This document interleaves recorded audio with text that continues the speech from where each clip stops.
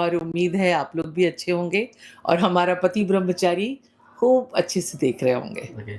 जैसा कि हम सीक्वेंस की बात करें, तो सीक्वेंस में काफ़ी ड्रामा देखने को मिला है और जी। महाशिवरात्रि का फंक्शन भी एक साइड में और दूसरी साइड में जो है काफ़ी रोना-धोना है। थोड़ा उस बारे में बताइए?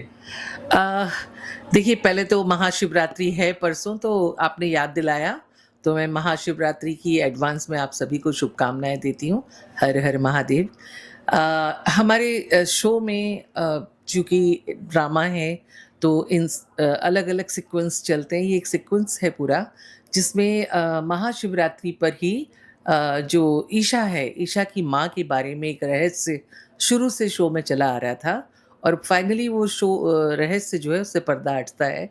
उनकी माँ हम सबके सामने आती हैं। सरला ताई के दिमाग में एक चूँकि हवेली में काम करती थी, एक थॉट बना हुआ है, एक वहाँ से उनको एक उनके बारे में एक छवि बताई गई थी कि वो भाग गई हैं। तो भगोड़ी, भगोड़ी मैं हमेशा कहती थी। बट आज पता लगता है हमें कि एक्चुअली गुलाब सिंह की ये भी एक उनका एक षड्यंत्र था किया हुआ जो उन्होंने अपने मतलब अपने स्वार्थ के लिए किया था, जिसकी पोल और जिससे पर्दा आज उठता है इस दृश्य में। सो हम वही कर रहे हैं। चूँकि ईशा के लिए बहुत बड़ी घटना है क्योंकि ईशा और आरव ये वो छोटे-छोटे बच्चे थे जब उनकी माँ चली गई थी। उन्हें कुछ नहीं बताया गया था, ईशा का विश्वास था कि मेरी माँ है। उसे कई बार शो में भी हमने दिखाया है पहले कि उसे ये एहसास होता है कि माँ आस-पास है। तो ये उसके लिए बहुत बड़ा सदमा होता है कि उसकी माँ उसे मिलती है, लेकिन उसके संग दुर्घटना हो जाती है। तो एक पूरा बहुत मेलोड्रामेटिकल सीन है और काफ़ी हाई ड्रामा है। सो इससे पर्दा उठेगा, आप लोग देखिएगा। और जैसा कि सीक्वेंस में देखा जा रहा है कि कहीं न कहीं ईशा की माँ की जो हत्या है, वो सूरज की वजह से ही हुई है। ये एक दुर्घटना कहूँगी मैं हुँ। क्योंकि सूरज ने जानबूझ के नहीं किया है। सूरज को एक पूरा एक कहानी बताई गई गुलाब सिंह की तरफ से। तो सूरज तो गुलाब सिंह के लिए काम करता है हुँ। और बहुत दिल से और जेन्युइनली करता है। उसकी नज़र में तो गुलाब सिंह बहुत बड़े देव हैं उनके लिए। तो उसने जो कुछ भी किया गुलाब सिंह की वजह से किया और ये जो घटना हुई ये जानबूझ के नहीं की उसने।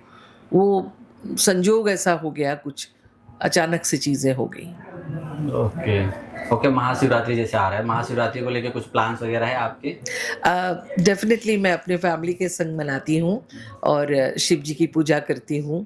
उनका आप सब भी करते होंगे बेलपत्र चढ़ाते हैं, दूध पानी का जल देते हैं, धतूरा चढ़ाते हैं, सफ़ेद फूल चढ़ाते हैं।